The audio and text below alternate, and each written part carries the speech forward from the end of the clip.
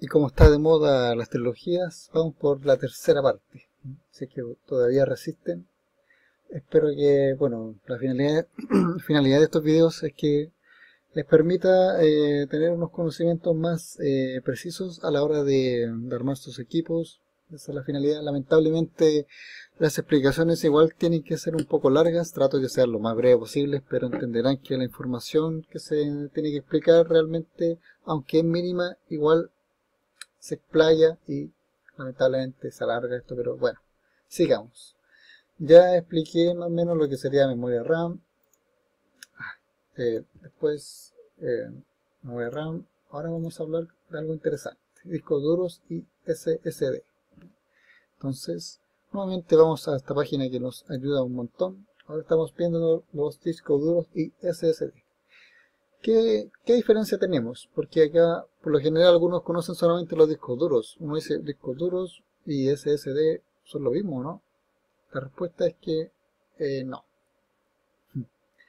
Un disco duro, en este caso, o lo que sería el HDD, que sería como se conoce mundialmente, son discos mecánicos. Como se pueden ver en estas fotos de ejemplo del producto, es un disco mecánico, simplemente un disco que tiene una aguja y un disco mecánico que va girando. Si hay muchas piezas móviles dentro.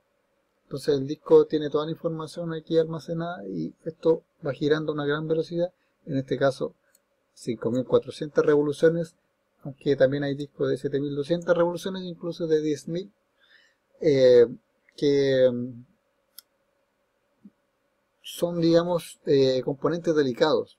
Si a un disco duro se le cae al suelo, realmente puede que pase a mejor vida.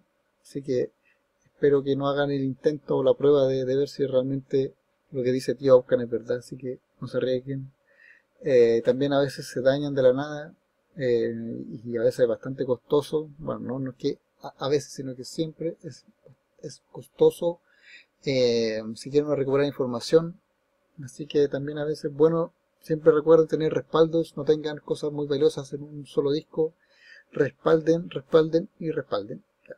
Eh, entonces, volviendo ya a la diferencia, tenemos, como les digo, los discos mecánicos, los HDD son como lo más usual, lo que se masificó y la tecnología esa ya, dijéramos que ya lleva su buen tiempo en el mercado. La nueva, bueno, no tan nueva, pero quizás no conocida por todos, son los discos sólidos o SSD. La ventaja de los discos sólidos, como lo dice su nombre, es que no tienen piezas mecánicas dentro. Son básicamente como un pendrive, por decirlo de alguna forma más simple, para que se entienda en términos de asociación.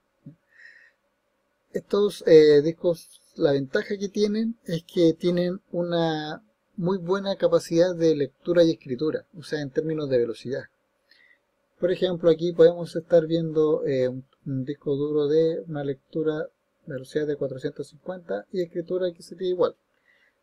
Entonces, una ventaja, aparte de eso, de que tienen una muy buena tasa de lectura y escritura, es que el consumo es mucho menor. El consumo versus lo que sería un disco mecánico es muy bajo. Simplemente porque estos no tienen componentes, como vuelvo a reiterar, componentes mecánicos móviles dentro. Estos discos, bueno, no tampoco para estar jugando con ellos, pero uno se podría caer, se podría golpear y no va a tener ningún efecto en él. Pueden estar en cualquier posición en el gabinete, no es necesario que estén tan como rigurosamente puestos como un disco mecánico. El inconveniente quizás puede ser que de momento, bueno, eso con el paso del tiempo va mejorando, pero, y ha mejorado por decir bastante, es que inicialmente, como pasa siempre con toda la tecnología nueva, es muy cara, ¿ya? Cada vez que se masifica ya empiezan los precios a bajar drásticamente, pero esto ha tomado tiempo y por lo mismo estos componentes ahora son mucho más baratos a como fueron en principio. Pero de todas formas, si uno compra un disco duro, un HDD de 1 TB versus lo que sería un SSD de la misma capacidad, que creo que hay todavía, creo que ya hay, es como 3, 4 veces más caro. Entonces, en ese aspecto puede que no sea tan conveniente. Entonces, ¿para qué me serviría a mí un disco sólido? Aparte de eso, de gastar más dinero. Es que la ventaja de un disco sólido es que son, como lo vuelvo a reiterar, tienen una muy buena tasa de lectura y escritura. Eso significa que el uso que mayormente le dan es para el sistema operativo, ¿ya? Para trabajar dentro de lo que sería, para tener instalado el sistema operativo y toda la parte de los demás software dentro de este disco duro, disco sólido, perdón, ya que las velocidades de acceso y todo eso son mucho más rápidas. Dicho de otra forma, si ustedes están acostumbrados a un disco mecánico, un HDD, y utilizan un disco sólido, se van a enamorar del disco sólido. O sea, cuando una vez que uno utiliza un disco sólido, después ya no quiere volver a un disco mecánico. Si ven en YouTube, está plagado de videos de comparativa de disco sólido versus un disco HDD, cosa de ver que aplastante el computador, sistema operativo corre en segundos. Así que en ese sentido, como por un tema de comodidad y todo de rapidez, el disco sólido puede ser una ventaja bastante buena que la consideren no como almacenamiento, como les dije. Estos discos realmente el potencial no es para almacenar, ya que tienen, digamos que una vida útil similar a lo que es un pendrive, ya que un pendrive, no sé si algunos lo saben, pero tienen una vida útil, bueno, como todo en la vida, pero estos tienen como una vida útil, dijéramos como de 10.000 lecturas, reescrituras. A lo mejor una cantidad que es tan alta que es más factible que ustedes pierdan ese pendrive o que lo cambien por uno de doble capacidad a que llegue a su fin la vida útil de ese producto. Entonces, en este caso los discos sólidos también. La gracia es tratar de no estar grabando y regrabando todos los días información porque como estos tienen una cantidad de ciclos que se pueden ir utilizando, no es recomendable usarlos para almacenar información porque sencillamente se van a gastar muy rápido, ¿ya? Eso es como para que lo tengan en cuenta. Entonces, la mejor dupla que pueden hacer es tener un disco sólido quizás no de tan alta capacidad, porque ahí simplemente lo destinen para sistema operativo y programas, y un disco mecánico, un HDD de alta capacidad para ya respaldar, para tener toda esa información importante. Entonces, bien, si yo estoy trabajando en 3D y quiero un disco sólido, digamos uno de los baratitos, ya que, como les dije antes, a mayor, por ejemplo, aquí se lo vemos, estos discos no son tan, dijéramos, caros, son como asequibles, 120 GB. Hay que pensar también para el uso que le pueden dar. Yo diría que 120 GB puede ser algo limitado. Pueden igual tener una buena cantidad de programas, pero si a lo mejor para que estén más tranquilos pueden tratar de ver discos si van para su estación de trabajo de 240 GB como base. Como les digo, 120 igual no es malo, pero si pueden optar a una mayor capacidad, ya estarían como más, dijéramos, confortables. Este computador que estoy hablando en este momento tiene un disco de 120 y lo que sería en memoria disponible tiene muy poca, tiene en este caso 6 GB, tengo que borrar unas cosas para liberar espacio, así que bueno, aquí tengo también una gran cantidad de programas y cosas que lo llenan. Perfectamente podría seguir trabajando con este disco, pero como les digo, si ustedes también trabajan con muchas aplicaciones, muchos editores de video, programas 3D, Photoshop por decir, y muchas cosas más, 240 sería el ideal para ustedes como partida. Ahora bien, discos mecánicos, no hay que darle tantas vueltas, tratar de buscar uno de, por lo menos, idealmente de 7200 revoluciones, como pueden ver acá, por ejemplo, todo depende del uso que ustedes dan y de su necesidad de capacidad de disco duro. A lo mejor con 1 TB pueden estar bastante bien, o realmente no, pueden necesitar 2, 3, 4, creo que hay hasta discos de 6 TB en estos momentos. Ahí todo depende de su bolsillo. También recuerden, como les expliqué anteriormente, cuando estuve explicando sobre la placa madre, que acá tenemos el gráfico horrible, creo. Bueno, no gráfico, este es la imagen acá, la descripción. Esto tiene 6 puertos SATA, eso significa que pueden conectar 6 unidades. Llámese, pueden conectar, no sé, 2 discos sólidos, por decirlo así, hablando por hablar, y 2 discos mecánicos. Entonces, perfectamente, si a lo mejor no tienen todo el dinero para comprar un disco de alta capacidad, llámese uno de 4 terabytes, pero les alcanza para uno de 1 terabyte, pueden comprar ese y perfectamente después pueden conectar la segunda unidad de disco mecánico en la placa madre y así van a obtener mayor capacidad y así su equipo puede ir mejorando. No es necesario que, como hemos vuelto a reiterar, que tengan un gran presupuesto inicial. Si pueden ir mejorando el equipo, pueden ir ampliando la RAM y todos esos elementos que ya he ido mencionando. Entonces, volviendo acá a lo que sería esta página, que es bastante buena. Ustedes ahí, esto es como, digamos, a elección de sus bolsillos y el tema de las marcas también. Si yo, por ejemplo, estuviera buscando un disco mecánico, puedo ver cualquier, no sé, la marca, acá puedo ver la capacidad mínima, a lo mejor me puede interesar uno de por lo menos 1 terabyte y de 7200 revoluciones. Y el tamaño, eso también puede ser también importante que lo tengan en consideración. ¿Ya? El de 3.5 pulgadas es el disco estándar para lo que serían equipos de escritorio. Si ustedes les pasan un disco de estos de 2.5 de notebook, digan no, ¿ya? Porque eso realmente no le estarían sirviendo para el disco, en este caso para el computador de escritorio. Así que tengan eso en consideración, más que nada ese detalle, y si van a, por ejemplo, optar por un disco sólido. También hay unos discos híbridos que, como su nombre lo indica, son una parte la tienen destinada como disco duro y la otra es disco sólido, pero no sé qué tan buenos sean. Realmente no he tenido acceso, pero digamos que la capacidad de disco sólido es bastante baja, a veces como de 8 gigabytes, que digamos que es como una miseria. Así que eso también lo tengan muy en cuenta. A ver, veamos este. No, bueno, este es de 500, pero lo mejor yo creo que sería en estos casos trabajar con discos independientes, un disco sólido para sistemas y un disco duro para el resto. O sí, como les dijo anteriormente, si no tienen todo el dinero, pueden comprarse un disco sólido.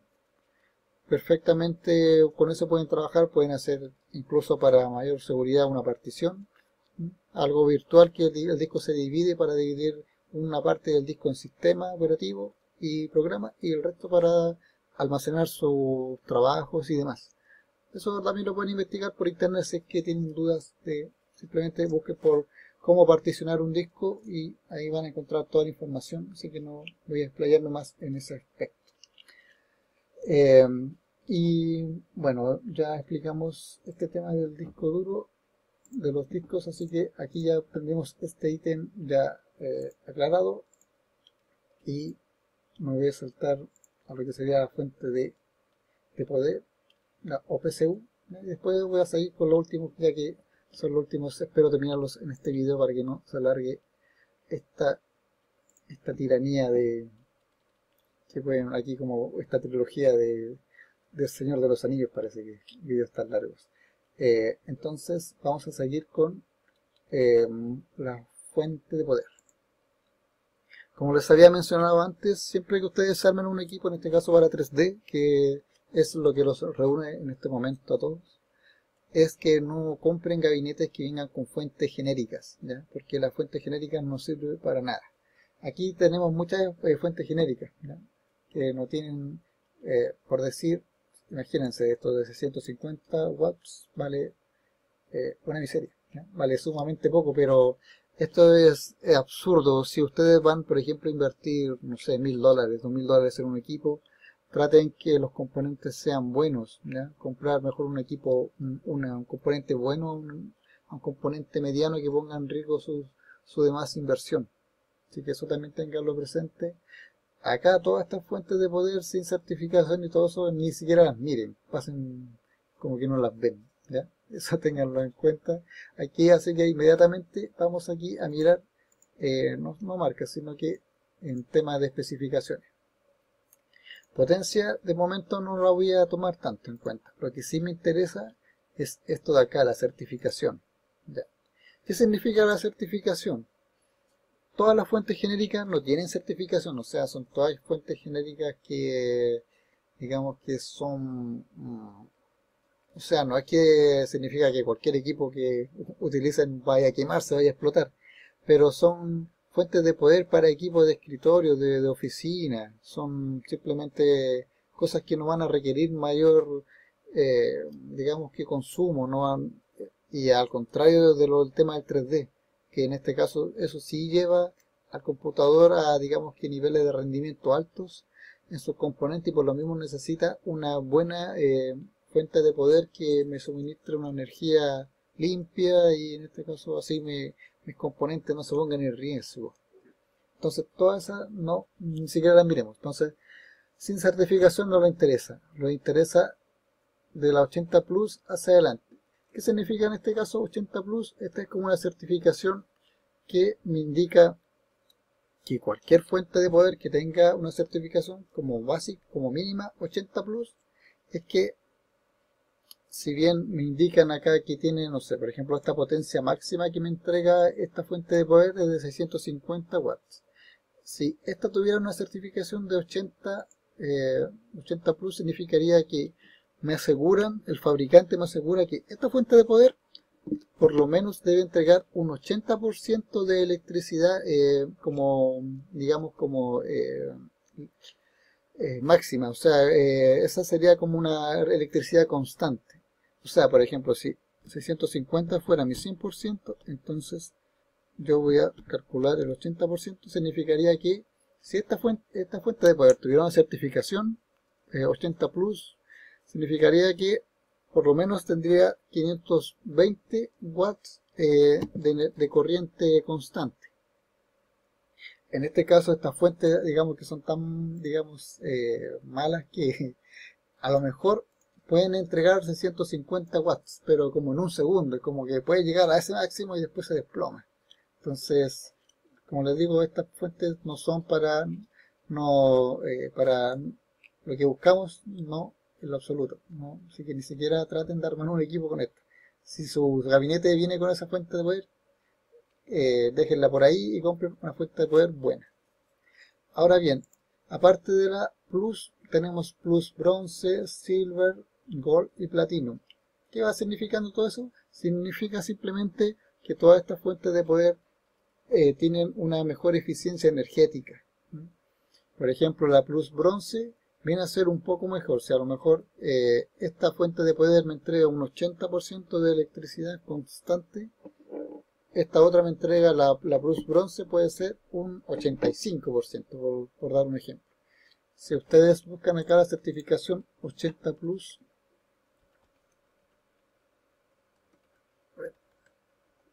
80 Plus,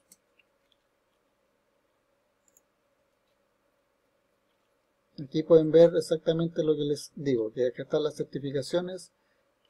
80 Plus significaría en este caso que entrega un 80% de energía constante, por decirlo.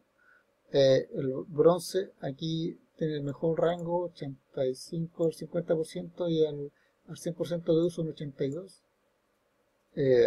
Bueno, aquí está también por el tema de trabajar a 115 voltios y 230. Y bueno, ya se va subiendo, ¿ya? Eso significa que ya una Silver, una Gold va a ser de mucha mayor eficiencia, va a ser mucho mejor. Y ya está la Platinum, la Titanium, que es como de las mejores. Pueden ver que esta ya se aproxima casi al 100%. O sea, si tuviera una fuente de poder Titanium de 1000 watts, básicamente tendría 960 watts, que sería como la máxima constante que me estaría dando la fuente de poder. Así que solo tenganlo en cuenta y ahora vamos a buscar una, digamos, una fuente a lo mejor, digamos, gama media baja, que me puede servir para un computador también, digamos, gama media baja. Entonces, ¿qué buscaría acá? Una certificación por lo menos un 80 Plus Bronce. Acá cuando me pregunta si la quiero modular o no, aquí voy a explicar un poco en qué se diferencia una modular y una que no es modular. Por ejemplo, acá tengo ya una Plus Bronce de 500 watts y bueno, que todas son más o menos similares, pero algo que tengo que tener en cuenta, por decir, esta no es modular. Cuando las fuentes de poder son modulares, por ejemplo, si yo busco aquí una fuente que sea modular, es simplemente esto de acá. Que, a ver si esto se puede ver mejor en esta imagen. Es que si ustedes ven una fuente de poder que es como un pulpo que tiene una montonera de cables, ¿ya? Que marean un poco y a lo mejor asustan a la hora de querer armar tu propio computador, pero es bastante simple ya que todos los conectores tienen una sola posición y caen en una sola parte, así que no van a cometer errores. Acá, como pueden ver, toda esta maraña de cables de aquí son los conectores de 24 pin a la placa madre y los de 4 y 4x4, que serían, si revisamos acá nuevamente esta placa de muestra, son los que les mencioné acá, 24 pin, y acá son algunas placas, quizás más antiguas solamente tenían 4 pin, por eso los conectores vienen como abiertos, como que se pueden enganchar y convertir en 4 y 4, ahí harían 8 pin. Pero nosotros necesitamos conectar más componentes. Conectamos los discos SATA, a lo mejor la tarjeta de video, si tenemos una tarjeta de video dedicada, y otros componentes más, y esos irían acá. O sea, la gracia de de las modulares, es que pueden ser un poco más ordenadas a la hora de armar tu equipo. Eso significa que a lo mejor no necesito tener todos los cables colocados, ¿ya? No necesito todos los conectores, porque en este caso podría solamente requerir un conector, a lo mejor puede ser un PCI, uno para la tarjeta de video, para la GPU, y otro conector que sería para el disco duro, y nada más. Entonces, así podría tener un poco más ordenado mi gabinete, ¿ya? Sin tanto cablerío dentro. Esa es básicamente la diferencia con una fuente de poder modular y la que no es modular. Pero a veces también tienen que ver qué tan ordenados son, porque a lo mejor si van a perder estos cables y después necesitan conectar otros componentes nuevos, ahí los quiero ver que van a sufrir, dónde rayos quedaron esos conectores y por qué compré una fuente de poder modular si soy desordenado. Entonces ahí tienen la respuesta, que mejor se hubieran comprado una que no es modular, ¿ya? Eso es básicamente la diferencia entre modular y no modular. Y lo otro, como les dije, la certificación, si no pueden partir con una 80 Plus Bronce, si a lo mejor ya tienen componentes mucho más de mucho mayor consumo, mucho más caros, entonces tendrán que buscarse una mejora, si es que les da el presupuesto una Gold por lo menos. Y otros aspectos que también tendrían que tener en cuenta, sobre todo la potencia, ¿ya? ¿Cómo yo determino la potencia? Porque hay veces que veo equipos que pueden tener fácilmente una fuente de poder de 1200 watts, pero al final los componentes que tienen gastan 400, 500 watts máximo. Entonces, no es necesario llegar y comprar la fuente de poder que tenga la mayor potencia, ¿ya? Porque muchas veces no es necesario, porque los componentes realmente no lo van, aunque tampoco significa que si yo tengo una fuente de 1200 watts, esta va a estar trabajando a 1200 watts 24/7, eso no pasa. Sencillamente es que esa es su potencia máxima. Ustedes pueden conectarle muchas cosas, a lo mejor esa potencia puede servir cuando ustedes utilizan varias tarjetas de video en su computador. Hay una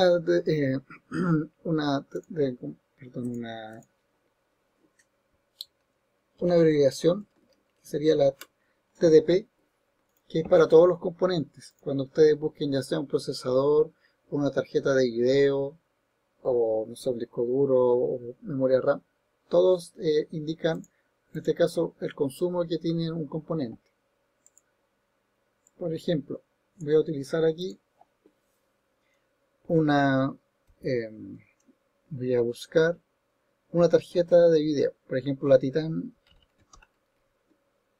X, y voy a escribir TDP. Quiero saber cuál es el consumo de esta tarjeta. Entonces aquí, por ejemplo, ya me lo están dando, me dicen que la Titan X consume 200 watts. Eso significaría que la tarjeta también, lo mismo que expliqué con la fuente de poder, no es que consuma en todo momento 250 watts, sino que eso sería el TDP máximo, cuando la tarjeta esté funcionando a full, a su 100%, ahí va a empezar a requerir, va a empezar a absorber toda esa potencia, toda esa energía. Pero cuando a lo mejor la tarjeta está en low, o sea, cuando ya el rendimiento es bajo, perfectamente podría estar en 100 o quizás menos el consumo. ¿Ya? Todo depende de la eficiencia energética de la tarjeta, pero por lo general en estos componentes es así. Lo mismo con el procesador. El procesador también, si yo supongamos que busco un i7, por ejemplo, este es 5006, perdón, 5009 60X. Dentro de aquí de los parámetros, esto les sirve para que ustedes siempre anden buscando, por ejemplo acá, el TDP. Bueno, aquí está la abreviación, que en este caso es como Thermal Design Power TDP. Entonces, estos 140 watts significaría que en su máxima, como digamos que en su cúspide de vida, va a utilizar 140 watts de potencia. Entonces, a ustedes ahí pueden empezar a sumar, ¿ya? Para tener una idea, no es necesario que sea algo tan preciso, pero si su CPU, por ejemplo aquí vamos a usar CPU, vamos a seguir acá, consumiera 140 watts máximo, y tienen suerte y digamos que su tarjeta de video fuera una Titan X 250 watts. Ahora bien, los otros componentes ya no consumen tanto, o sea, también disco duro, bueno, el disco duro, el sólido creo que es como una fracción, pero busquemos a ver. HDD, TDP.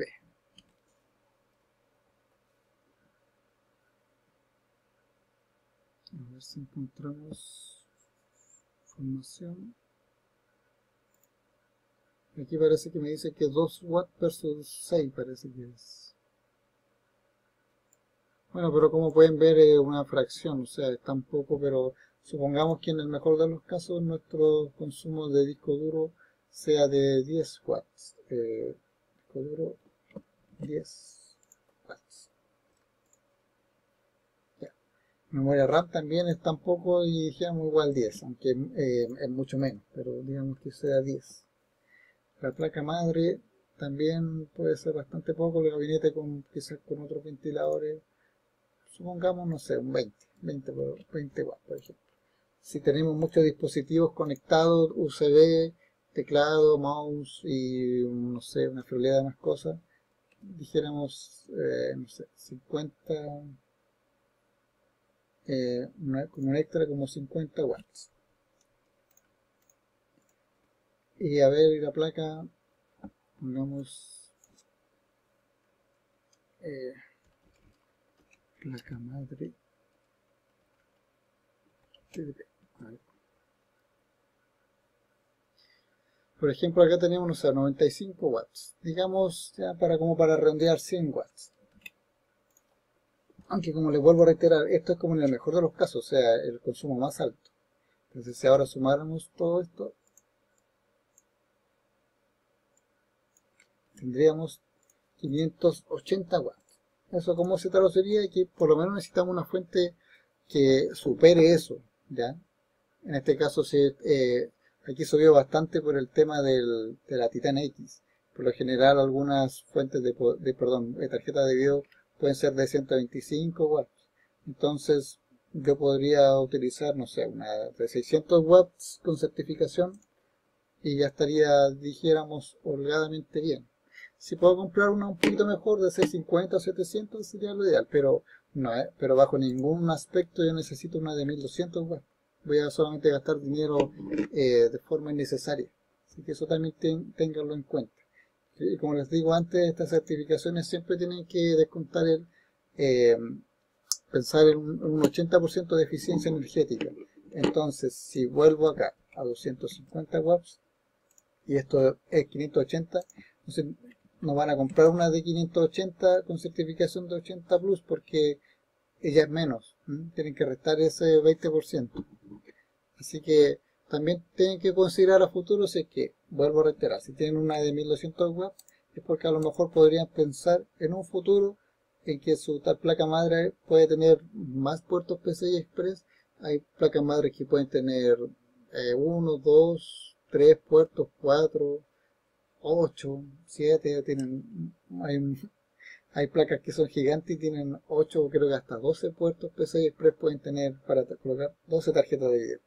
Pero eso ya son otros sistemas. Pero el tema es que si a futuro colocaran quizás otra fuente, eh, otra, digamos, Titan, serían 500 watts, entonces a lo mejor aquí ya sería más realista comprar una fuente de poder de 1200 watts. Pero sí, como les vuelvo a reiterar, si ustedes tienen un equipo que a lo mejor gasta en total, en su máximo, en su plenitud, 500 watts, no tendría sentido. Porque este equipo podría, dijéramos, en low, estar usando 190 o 200 watts. Entonces van a desperdiciar dinero que a lo mejor podrían mejorarlo en otro componente. Comprar una fuente de poder no necesariamente con una potencia tan alta y invertir quizá en una tarjeta de video mejor o en más RAM o un procesador mejor. Entonces eso es para que lo tengan en cuenta con este tema. Así que como les vuelvo a reiterar, aquí tengan siempre presente el tema de la fuente de poder, que digamos que más grande no significa mejor, pero siempre que tenga una buena capacidad de, en este caso, de una buena certificación. Y también acá también ustedes pueden revisar estas señales, esto de la corriente de 200, digo de 12 voltios y el tema del amperaje. Bueno, cuando ustedes revisen las placas, digo las tarjetas de video también, por lo general el fabricante da los requerimientos, puede decir por lo menos con esta tarjeta de video una fuente de poder certificada de 600 watts real. Entonces ahí ustedes pueden simplemente revisar y también revisar los conectores, que algunos también indican cuando se vienen con los conectores idealmente para hacer un SLI o un Crossfire, ¿ya? Que ustedes pueden utilizar más de una tarjeta.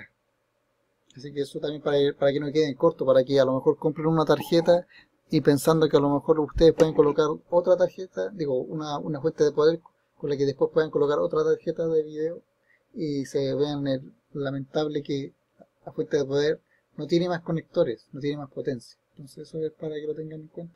Aquí me indica igual los conectores que vienen, todas las fuentes de poder indican esto. Como les dije antes, el conector de 24 pin, que en este caso en algunas placas pueden ir de 20 y viene el conector que se combina para hacer 24, el de 4 más 4, este otro pin también que eh, para la, digamos, para la fuente de, para la GPU, ¿ya? Algunos conectores pueden utilizar, algunas tarjetas de video pueden utilizar 6, o las más potentes como la Titan ya ocupan 6 y 6 creo, o 8, 6 y 8 parece que son los que ocupan. Y los Molex, que los Molex simplemente son los conectores, estos de acá, estos que son horribles y cuesta bastante, duelen los dedos un montón cuando se pegan para poder separarlos, que se conectan algunos discos duros, bueno, no tantos discos duros, sino que ventiladores internos o cosas así, ¿ya? O a veces adaptadores, porque a veces puedo necesitar un adaptador de estos para conectar un SATA, ¿ya? Hay adaptadores Molex, si yo busco aquí SATA, como pueden ver, a lo mejor necesito un conector SATA y no lo tengo, pero mi placa viene con un conector Molex, digo mi fuente de poder con un conector Molex y lo conecto y así puedo conectar un disco SATA. Así que es eso. Y bueno, y también acá en este caso viene con 6 SATA, así que yo creo que es más que suficiente para conectar 6 equipos, así que yo creo que, y el tamaño también, lo último es ATX, por lo general, como aquí las que pueden ver, casi todas son ATX, así que no va a variar mucho esto. Y ideal también es que vean algunas que tengan una buena refrigeración. Algunas pueden tener un solo ventilador aquí o pueden tener dos. Pueden tener uno para que simplemente para que uno que tome aire y el otro que bote el aire caliente. Entonces eso, y ya el diseño y todo eso también hay una gran variedad, así que también no le demos más vueltas a ese asunto. Y ya estaríamos con la fuente de poder. Siempre me equivoco. Fuente de poder. Y nos faltarían estos dos ítems, CPU y GPU.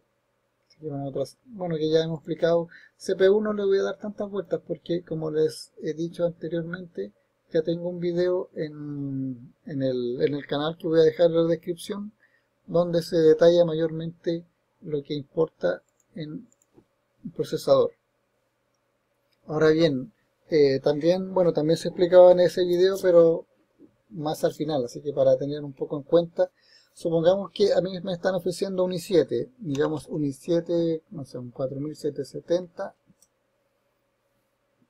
y puede ser también un i7, un 4770K. Ya. ¿Cuál es la diferencia? Porque, por ejemplo, si yo aquí voy a la página oficial de Intel a ver las características, puedo ver que, por ejemplo, aquí me dice que es un 4 núcleos y básicamente un 8 buckets, ¿no? De 3.5, bueno, este es casi lo mismo, pues digamos que son casi lo mismo, ¿ya? Entonces decir, esta es la diferencia porque a lo mejor el K puede valer un 20% más y realmente no sé si me conviene o no. Entonces, para que lo tengan presente, cuando hablamos de Intel, todos los procesadores que terminen con el denominador en K aquí al final, significa que tienen el multiplicador desbloqueado. ¿Cómo se traduce eso? En palabras simples es que yo puedo hacerle un overclock o un OC al procesador. Eso significa que puedo subirle la frecuencia de fábrica. Si este procesador por defecto viene a 3.5 GHz por núcleo, yo perfectamente podría subirlo a 4 o incluso 4,2 o 4,5, ¿ya? En ese caso ya necesitaría una refrigeración líquida, cuando ya son frecuencias muy altas, porque como les mencioné antes, cuando uno hace un overclock, uno fuerza el componente a un rendimiento mucho mayor al que viene de fabricante. No significa que vaya a morir inmediatamente, o sea, realmente se le acorta un poco la vida útil, pero supongamos que este procesador a ustedes, digamos que con un overclock el procesador podría tener una vida útil de 5 años. Sin overclock a lo mejor le podría durar, no sé, 8 años o 10 años. Pero con el avance tecnológico seguramente ese computador lo podrían cambiar en 3 años. Entonces eh, van a obtener un rendimiento mejor y tampoco significa que el computador vaya a morir dentro de la vida útil que ustedes a lo mejor la tienen predeterminado. Pero igual, para también no forzarlo tanto, uno necesita una refrigeración especial. Si nosotros nos ponemos a revisar nuevamente como el i7 en términos de imágenes, acá, por lo general estos procesadores no vienen con, eh, bueno, en algunos casos, sobre todo, por ejemplo, vamos a revisar mejor el normal, el 4770.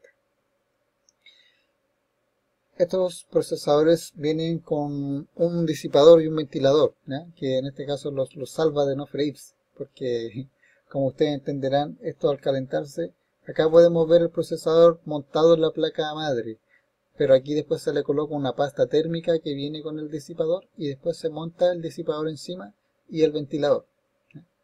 Que sería en este caso como uno de estos. Estos son como juguetes, o sea, son ventiladores y disipadores tan pequeños y digamos que solamente son para utilizar los procesadores a nivel de stock, como viene por el fabricante. E incluso son deficientes en ese sentido, o sea, si ustedes están en localidades muy calurosas, ni se les ocurra utilizar equipos para renderizar por CPU con este tipo de ventiladores, porque son demasiado pequeños, el disipador también es muy pequeño, así que no logra realmente satisfacer como de forma eficiente el enfriamiento del procesador. Entonces ustedes ahí lo ponen, digamos que en riesgo. Los procesadores tienen tasas de, bueno, también tampoco es tanto para alarmarse. Por lo general los computadores actuales tienen dispositivos de seguridad. Cuando a lo mejor el procesador llega a una temperatura que ya la placa madre detecta que pone, digamos, en riesgo el procesador, automáticamente se va a apagar. Entonces, no significa que el computador va a seguir calentándose y va a quemarse y va a morir todo y nos vamos a colgar ahí con la primera viga que encontremos en la casa y la cuerda. Entonces, tampoco se preocupen tanto por eso, pero eh, el ideal como en términos de temperatura, ya que al igual estos componentes, la placa madre y todo eso, me da lecturas de temperatura del procesador, es que la temperatura no sea tan alta. Llegar, digamos, a unos 60, 65 grados de calor en un uso de un 100% no sería malo. Más allá, como un 70 o ya subir más, igual va cortando un poco la vida del procesador, pero como les dije antes, en esos casos ya ustedes tienen que mejorar su ventilación, ¿ya? En esta misma página también, por suerte, tenemos lo que serían los coolers o los disipadores. Y acá también ustedes pueden buscar, como les digo, esto es un ejemplo, ustedes pueden buscarlo también en las páginas de su localidad, el modelo, el socket. Si yo a lo mejor voy a buscar uno para el 4770 el i7, voy a ver el socket que tiene este, a ver si lo encuentro rápido, el socket. Acá está, este es el 1150, entonces voy acá de vuelta a esta página y voy a buscar por el socket 1150, voy a buscar acá, de acá encuentro ya una gran gama. Estos ya son refrigeración por líquido, pero son sistemas cerrados. Hay unos equipos que ocupan unas bombas y eso ya son un armatoste y son carísimos porque las piezas y todo eso son, digamos que un computador armado casi a pedido. Entonces estos sistemas se utilizan harto actualmente que permiten un buen enfriamiento líquido. Yo no soy muy partidario de esto, no es que sean malos, pero de vez en cuando, digamos que cada ciertos meses, es bueno revisar las piezas, ¿ya? Sobre todo estas uniones, que no haya ninguna fisura, que ponga en riesgo que el líquido se propague por el equipo. Pero simplemente ustedes tienen que revisarlo de vez en cuando. No es que pase eso siempre, pero hay veces que uno puede tener un mal día y mejor, pero como les vuelvo a reiterar, eso no es frecuente, pero por lo menos yo con refrigeraciones por aire me ha ido bien, así que también no trabajo tanto con el overclock, así que también no esfuerzo tanto los equipos en temperaturas tan altas. Dentro de los procesadores, de los ventiladores o coolers que ustedes pueden utilizar, siempre les voy a recomendar este tipo, que por ejemplo ustedes pueden ver que en esta parte sería el apoyo.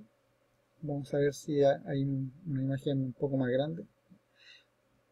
El procesador iría aquí, ya acá va la pasta térmica y esto se coloca encima. Entonces ustedes pueden ver que esto colocado en el gabinete haría un excelente flujo de aire, porque si nosotros revisamos el de Intel, creo que lo cerré, pero el de Intel es todo lo contrario, porque vamos a buscar por un cooler Intel.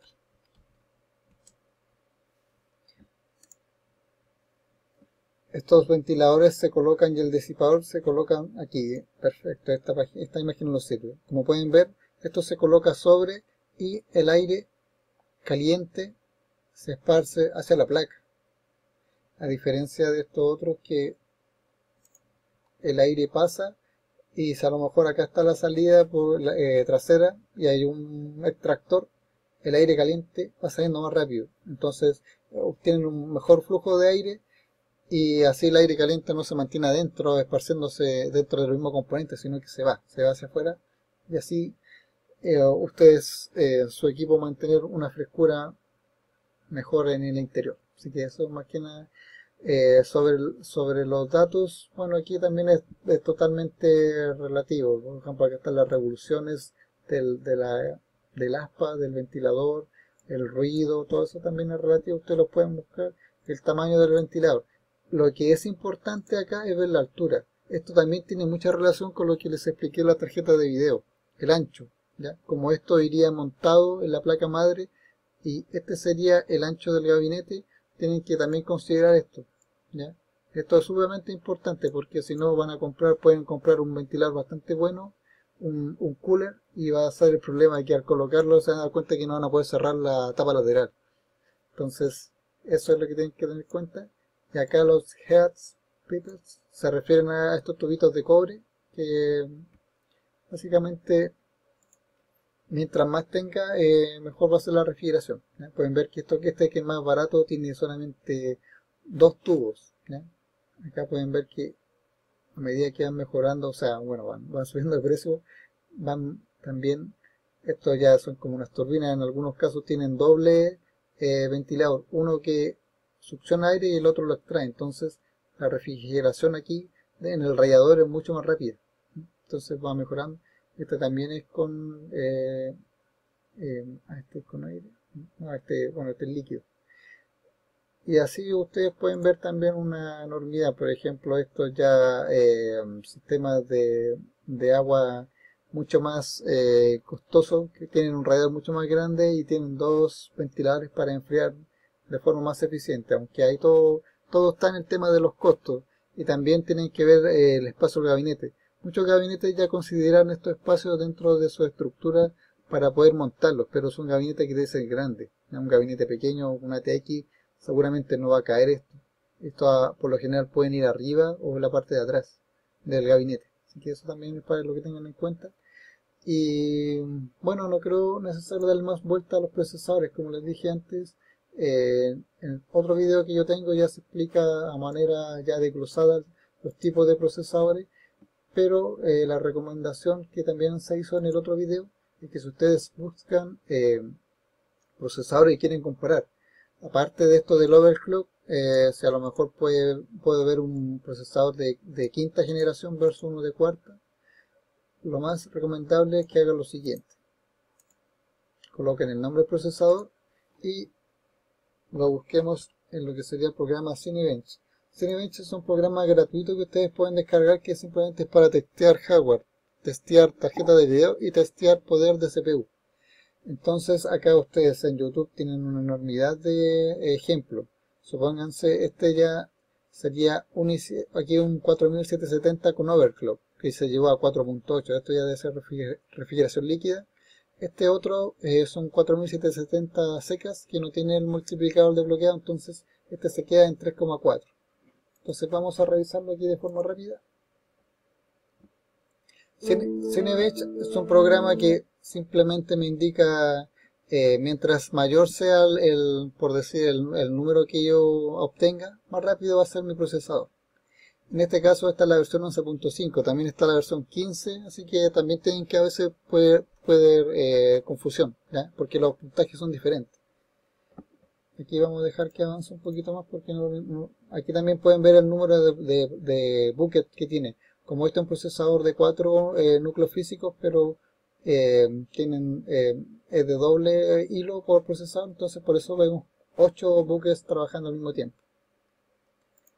Entonces este me da 7,66 puntos, ¿ya? Pueden ver que eso es simplemente este procesador así por defecto. Ahora vamos a ver el mejorado, el que sería con lo que sería el multiplicador desbloqueado, y lo llegaron a 4.8, que es una enormidad. Imagínense que este procesador de base es de 3,4 y lo llevaron a 1.4 GHz más. Entonces vamos a revisar. Aquí la grabación le hicieron, parece que con un celular, bastante mal, pero aquí pueden ver. Este sacó 10,48 versus el otro que sacó 7.66. O sea, es como, dijéramos, como un tercio de más poder. O sea, es como un 33% más rápido. Pero aquí, como les digo yo, pueden obtener ese mejor rendimiento, pero ya tienen que invertir en una muy buena refrigeración para que el procesador tolere las temperaturas a la cual va a ser llevado al extremo. Así que para que el computador también no se resienta y todo eso, es importante una excelente refrigeración. Y ahí ustedes pueden revisar, como les digo, para todos los procesadores que ustedes vean, compárenlo con Cinebench. Así ustedes pueden hacer incluso su tabla, pueden hacer una pequeña tablita de comparativa. Por ejemplo, acá pueden ver una comparativa en tiempos. Bueno, esta quizás puede ser un poco más antigua, pero les sirve de referencia. Así que más que nada eso, el Cinebench es un programa excelente para comparar esto. Aquí pueden ver otros puntajes. Por ejemplo, este procesador, este es como un Extreme, que fue llevado a 5 GHz y sacó 14,13 puntos, que es una enormidad. Si ven, este otro sacó 7, el que vimos delante, pero a lo mejor este no tenía el overclock, 7,71, o sea, casi lo duplicó. Así que eso también tengan en cuenta. Cinebench, y ponen el modelo de la CPU, y así van a tener una referencia bastante buena para que comparen no solamente poder, sino que poder y precio, ¿ya? Rendimiento versus el costo, y así ustedes van a saber exactamente si están haciendo una buena compra, porque muchas veces pueden comprar a lo mejor un Extreme y ni siquiera le van a hacer overclock y puede haberles costado el doble que un procesador quizá gama media o otro i7 menor, pero a lo mejor ese rendimiento que obtuvieron puede ser solamente un 30% más y les costó el doble. Entonces ahí para que barajen ese aspecto. Así que eso sería con este video, que ya se alargó demasiado. El último ya hablaría de lo último de la GPU y después ya iríamos al término de temas prácticos, ¿ya? A ver algunos programas como 3D Max y ver a la hora de renderizar cómo realmente va subiendo el consumo de RAM y el tema de las tarjetas de video, porque a lo mejor es mejor utilizar dos tarjetas de video para trabajar eh, con renderizado en tiempo real por GPU y otras cositas que espero que les sirvan para que aclaren bastantes dudas y eso. Muchas gracias por su atención y nos vemos en el cuarto y último video.